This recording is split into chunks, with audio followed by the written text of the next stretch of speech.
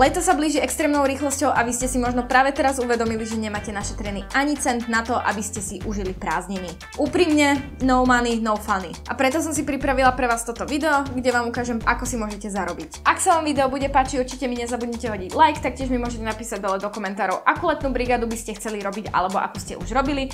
No a my sa môžeme rovno pustiť na video, pretože času nikdy nie je dosť a za tento čas, čo ste pozerali toto intro, ste už mohli zarobiť nejaké peniaze, takže poďme na to a choďte do toho aj vy.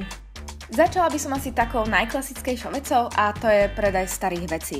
Ak máte v šatníku nejaké oblečenie, ktoré ste už dlho nevytiahli von, alebo o ktorom ste presvedčení, že už nebudete nosiť, tak ho proste predajte. Môžete ho kľudne aj darovať, ale keďže toto video je o tom, ako si privyrobiť, tak sa budeme venovať tejto téme.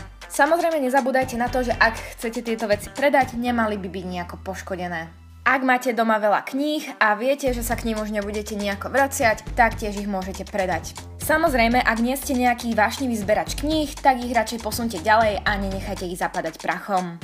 Pomocné práce. Určite sa nájdú vo vašom okolí ľudia, ktorí sú odkazaní na pomoc druhých a tu môžete pomôcť aj vy. Či už to bude babička, ktorá nevládze ísť sama do obchodu alebo nevládze upratať svoj byt, alebo to bude iba sused, ktorý potrebuje vyvenčiť psa počas toho, ako bude v práci, takže sa opýtajte vo svojom okolí a určite sa nájdú ľudia, ktorí ocenia vaše služby. Každý určite pozná ten pocit, keď ste písali v škole o 106, mali ste 100 000 zošitov a nikdy ste nevedeli, kde čo máte a potrebovali ste to mať na kope.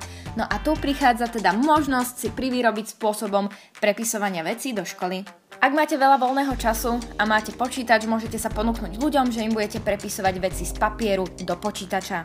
V dnešnej modernej dobe si myslím, že to ocení veľa ľudí, takže choďte do toho. Baví vás pečenie a ste v tom dobrí? Tak určite využite túto možnosť a začnite piecť pre ľudí. Každý deň má niekto narodeniny, každý deň sa konajú nejaké udalosti a vy máte príležitosť piecť na tieto konkrétne veci. Keďže toto video je o tom, ako si môžete privyrobiť, tak som musela zapojiť aj túto vec do toho a je to zber papiera. Aj napriek tomu, že to nie je veľký prísun peňazí za krátky čas, viete zbierať papiere niekoľko rokov, viete zbierať niekoľko tón, takže môžete ísť kľudne do toho hocikedy. Ďalšia z možností, ako si privyrobiť, je fotenie alebo grafické práce. Tu si musíte v prvom rade uvedomiť, či naozaj na to máte, pretože budete svoju prácu predávať druhým ľuďom. Budete musieť zainvestovať nielen do techniky, ale aj sami do seba, pretože potrebujete mať dobré portfólio na dobrú reklamu. Ak si ale netrúfate fotiť ľudí a komunikovať so zákazníkmi, môžete kľudne fotiť obyčajné veci v pohodlí domova a uploadovať ich na fotobanku, odkiaľ si budú môcť niektorí klienti vybrať vašu fotku, za ktorú budú musieť zaplatiť a vám pôjdu peniažky. YouTube, Instagram alebo blog. Na to, aby ste si mohli privyrobiť sociálnymi sieťami, potrebujete publikum a veľa času. A táto vec je beh na dlhú trať, takže to nebude nič ľahké, nič jednoduché, pretože úspech nikdy nepríde za týždeň. Ale je to svojím spôsobom možnosť, ako si môžete privyrobiť, takže som to sem zapojila a musím na záver ešte povedať, že som strašne proti tomu, aby ľudia chodili na YouTube len preto, že si chcú zarobiť. Takže ak chcete ísť na YouTube, tak to robte preto, že vás to baví a nie len kvôli peniazom. Viete, ako sa objednávajú veci z eBay?